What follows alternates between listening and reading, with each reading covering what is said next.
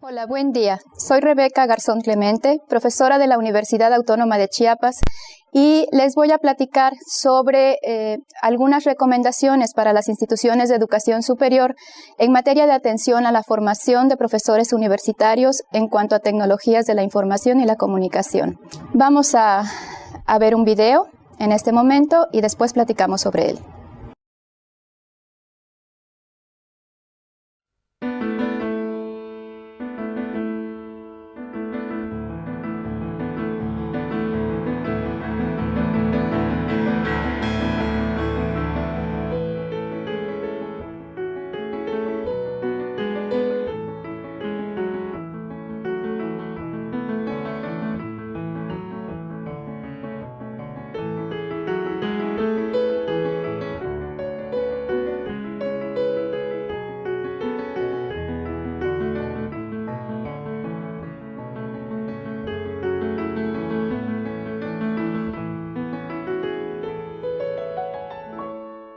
Ustedes se preguntarán, ¿qué tiene que ver este video con el tema de alfabetización digital?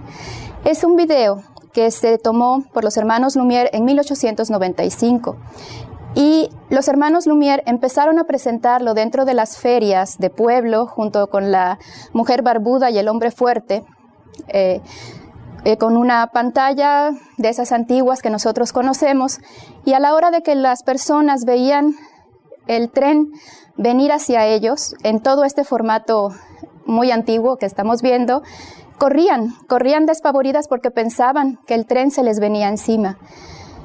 Esto nos habla un poquito de que estas personas no estaban acostumbradas a este tipo de tecnología. ¿Qué pensarían ellas actualmente al ir a nuestros cines y ver estas películas en tercera dimensión que incluso a nosotros nos hacen agacharnos porque viene el golpe de algo? Entonces, nosotros estamos acostumbrados a movernos, a hacer uso de determinadas tecnologías que ya están inmersas en nuestra vida cotidiana. Y eso habla de que estamos, de alguna manera, alfabetizados digitalmente. El término de alfabetización digital tiene que ver con el uso que nosotros hacemos de las tecnologías de manera cotidiana. Estamos acostumbrados a ver imágenes, estamos acostumbrados a leer textos, a interpretar esas imágenes y esos videos como de una manera muy natural. No nos detenemos a pensar. Así como estamos alfabetizados y sabemos leer y escribir, también sabemos interpretar mucha de la información que se encuentra allá afuera en muchos formatos, sin necesidad de tener a la mano nada que nos diga qué significa una imagen, qué significa un video o cómo interpretarlos. Bueno, dentro de las instituciones de educación superior, nosotros necesitamos, como profesores, meternos un poco en la cabeza de nuestros estudiantes que son nativos digitales, que están mucho más acostumbrados al uso de la tecnología que nosotros y las utilizan de manera diaria y en cualquier momento para comunicarse, para buscar información, para acceder a medios sociales, para relacionarse, para todo. Entonces tenemos que cambiar muchas cosas al interior de las instituciones. Dentro de la Universidad Autónoma de Chiapas realizamos un estudio para darles a las autoridades universitarias las herramientas para pensar cómo formar a sus profesores para que puedan acercarse un poco más impartiendo su cátedra utilizando tecnologías de la información y la comunicación. Nuestro estudio atendió dos fases. La primera, de carácter cualitativo, que implicó una revisión documental de políticas públicas en materia de tecnologías de información y la comunicación y su inserción en entornos de educación superior. En ella nosotros atendimos las dimensiones de la gestión que debían atender, de la visión institucional que tenían que atender las instituciones para trabajar. Vimos qué tenían que observar dentro de los documentos oficiales. Se revisaron documentos internacionales, nacionales, estatales e institucionales en un periodo de 10 años, desde 1997 hasta el año 2007.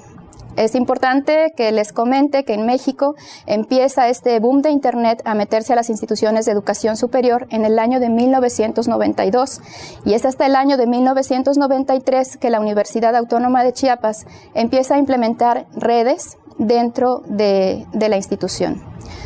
En la siguiente diapositiva vemos los resultados de este estudio.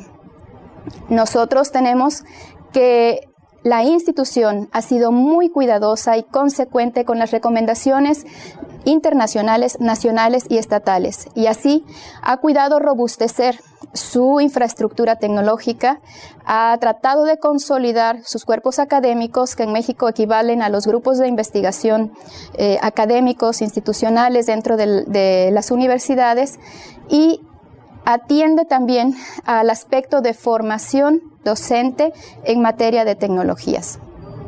Pero no solo podíamos quedarnos con la parte de revisión documental, teníamos que atender también qué opinan los maestros, porque los documentos decían que todo estaba maravilloso, entonces vimos qué opinan los maestros. Para el estudio de los profesores, como vemos en la siguiente diapositiva, abordamos varias dimensiones, es un estudio multidimensional. En este estudio se observan factores de referencia que nos iban a dar los perfiles de los profesores de la institución en cuanto a su campus de adscripción, su tipo de contratación. Esto es si son profesores de tiempo completo, de medio tiempo o contratados nada más para impartir una o dos materias. Y también teníamos que ver su proceso de formación en tecnologías, cuándo se dio, qué implicó, las actitudes que ellos guardan con respecto a las tecnologías, el uso de tecnologías en su vida cotidiana y en su práctica docente y la valoración de su impacto en el aula. Al final del estudio diagnóstico que se hizo a través de una encuesta, atendimos una parte que nos permitía conocer qué pensaban ellos que se necesitaba dentro de la institución mejorar o atender para que pudiera tomarse en cuenta en el modelo propuesto. En la siguiente diapositiva podemos observar los resultados de este diagnóstico. Nos llevan a que los profesores, la gran mayoría de profesores, ha sido formado en tecnologías de la información. La usan, la aplican, pero no ha representado en lo absoluto un impacto dentro de su práctica docente. No se ha mejorado en nada que pudiera observarse el aprendizaje de los estudiantes, ¿sí?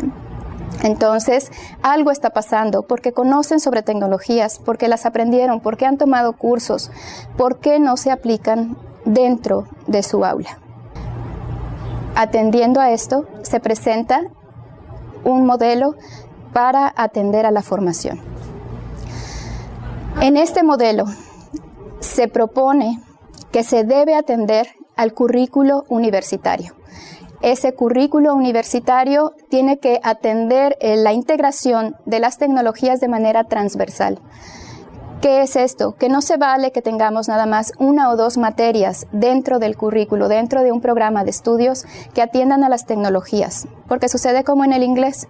Aprendemos a decir I am, you are, he is, she is, pero después nos olvidamos, nunca traducimos, nunca le damos a nuestros estudiantes textos en inglés con los que ellos puedan aprender un poco más, meterse, nunca los ponemos a trabajar con estudiantes de otros países que hablen en inglés. Entonces con las tecnologías es lo mismo.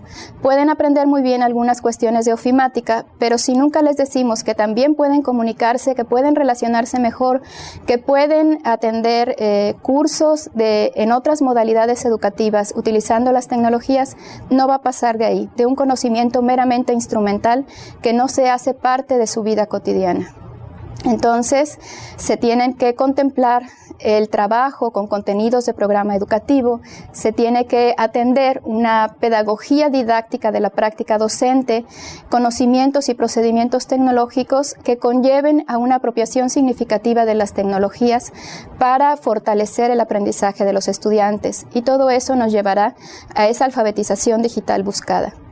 En la parte de formación continua, se propone atender a los profesores que no han accedido a este proceso de capacitación, de formación, en cuanto a darles las competencias básicas de cuestiones tecnológicas, siempre enfocados a la cuestión de su práctica docente. Pretendemos con esto no hacer un profesor que siempre está interesado en buscar las últimas tecnologías para aprenderlas, no, sino que se pase a un segundo nivel que permita un aprendizaje autónomo del maestro, que esté pendiente de qué hay de nuevo para poder integrarlo a su práctica docente. Un profesor alfabetizado digitalmente siempre sabrá que existe algún nuevo programa en el que los estudiantes pueden comunicarse con otros estudiantes que están trabajando sobre la misma temática, realizar proyectos en un entorno específico. Depende de cada mundo, de cada profesor. Y el tercer nivel atiende a un proceso de difusión de ese conocimiento del docente, que permita contagiar a otros docentes que no conocen de tecnologías para que cierren el ciclo que se ve. Entonces, estos profesores que no conocían, que no les interesaba, que no sabían cómo las tecnologías podrían integrarse en su práctica docente, intenten iniciar conociendo qué hay que les puede ser útil, porque el asunto no es complicar la existencia de nadie, sino hacerla más sencilla con este tipo de herramientas.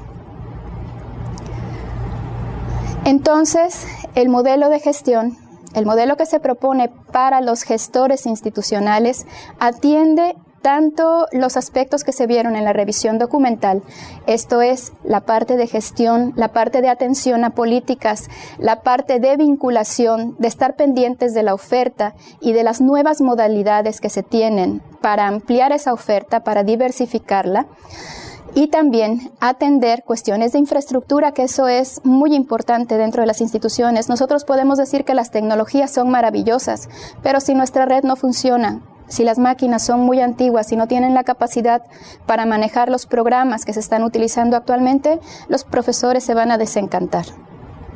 Se tienen que atender también políticas en cuanto a la inclusión de las tecnologías en el currículo. No se debe de olvidar eso. En cuanto a la formación de profesores en TIC enfocados a su práctica docente, se debe dejar el modelo meramente instrumental de conocimiento de un programa, porque eso ya se observó que no impacta en la práctica docente.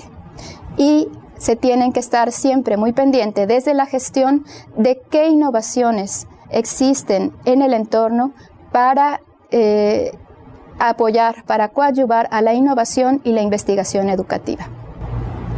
Entonces, el modelo institucional propuesto debe atender a estos factores. Para que la institución se fortalezca, para que se pueda hablar de una alfabetización digital institucional, se debe atender a la gestión institucional como cabeza, que propone, que genera cambios, a la infraestructura tecnológica que debe soportar todos esos cambios, a los profesores y su formación, y al currículo universitario. Recuerden, por favor, que una parte importantísima de las instituciones de educación superior son los estudiantes. Sin embargo, en este modelo estamos atendiendo únicamente el proceso de formación de profesores. Les invitamos a continuar el diálogo a través del foro de este encuentro internacional, y ustedes pueden contactarme a través de él o también a la dirección electrónica que aparece en la pantalla. Un gusto saludarles. Hasta luego.